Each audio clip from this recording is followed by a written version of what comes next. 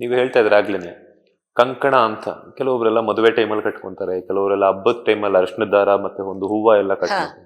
ಅದು ಕಟ್ಕೊಳ್ಳುವಂಥದ್ದು ಏನಕ್ಕೆ ಅಂತ ನಿಮ್ಗೆ ಏನಾದರೂ ಗೊತ್ತಿದೆಯಾ? ಇದು ಬಹಳ ಒಳ್ಳೆ ಪ್ರಶ್ನೆ. ಕಂಕಣ ಅನ್ನುವಂಥದ್ದು ಏನು ಅಂದ್ರೆ, ಇದ್ದಿನಿಂದ ನಾನು ಇದನ್ನ ಪರಿಪಾಲಿಸ್ತೀನಿ, ಮುಂದುವರ್ಸ್ಕೊಂಡು ಹೋಗ್ತೀನಿ ಅನ್ನುವಂಥ ಪದ. ಅದರಲ್ಲಿ ಈಗ ನೀವು ಕೇಳಿದ್ರಿ ಯಾರೋ ಅರ್ಶಿಣ ದಾರ ಹಬ್ಬ ದಿನಗಳಲ್ಲಿ ಕಟ್ತಾರೆ ಅಂತ.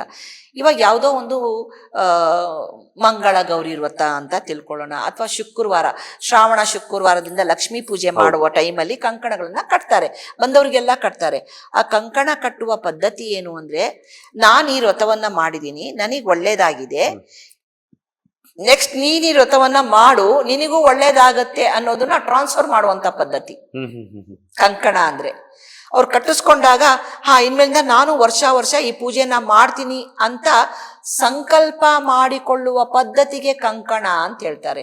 ಇದು ಎಷ್ಟೋ ಜನ ಗೊತ್ತಿಲ್ಲದೆ ಸುಮ್ನೆ ಮನೆಗೆ ಬಂದವ್ರಿಗೆಲ್ಲ ಕಂಕಣ ಕಟ್ಟಿ ಕಳಿಸ್ತಾರೆ. ಇದು ತಪ್ಪು ಸಂಪ್ರದಾಯ, ಆಯ್ತಾ. ಇನ್ನು ಮದುವೆ ಸಂದರ್ಭದಲ್ಲಿ ಕಂಕಣವನ್ನ ಕಟ್ಟೋದು, ನೀನು ನನ್ನ ಧರ್ಮಪತ್ನಿ, ನಾನು ನಿನಗೆ ಆ ಒಂದು ಧರ್ಮಪತ್ನಿಗೆ ವ್ರತಸ್ಥನಾಗಿರ್ತೀನಿ ಅಂದ್ರೆ ನಿನ್ನನ್ನ ಸಂಪೂರ್ಣವಾಗಿ ಸಂರಕ್ಷಣೆಯನ್ನ ಮಾಡ್ತೀನಿ ಅಂತ ಸಂಕಲ್ಪ ತಗೊಳ್ಬೇಕು ಹುಡುಗ. ಆ ಸಂರಕ್ಷಣೆ ಮಾಡ್ತೀನಿ ಅಂತ ಹುಡುಗ ತಗೊಂಡಾಗ ಆ ಹೆಣ್ಣು ಮಗಳು ವಧು ನಿನ್ನ ಪ್ರತಿಯೊಂದು ಆಜ್ಞೆಯನ್ನ ಪರಿಪಾಲಿಸ್ತೀನಿ ಅಂತ ಪ್ರತಿಜ್ಞೆಯನ್ನ ಮಾಡುವ ಪದ್ಧತಿಗೆ ಗಂಡು ಹೆಣ್ಣಿಗೆ ಕಂಕಣ ಕಟ್ಟೋದು. ಇದು ಕಂಕಣ ಅನ್ನೋದು ಇವಾಗ ಹೆಂಗಾಗ್ಬಿಟ್ಟಿದೆ ಅಂದ್ರೆ, ಯಾವುದೇ ಒಂದು ಹಬ್ಬ ಹರಿದಿನ ಬರ್ಲಿ ಒಂದಷ್ಟು ಶಾವಂತಿಗೆ ಹೂವಿಗೆ ಅರ್ಶಿಣ ದಾರ ಕಟ್ಬಿಟ್ಟು ಇಟ್ಬಿಟ್ಟಿರ್ತಾರೆ. ಈ ಒಂದು ಎಷ್ಟೋ ಜನ ಮದ್ವೆಗಳಲ್ಲೂ ಕಂಕಣವನ್ನ ಕಟ್ಟಿಬಿಡ್ತಾರೆ.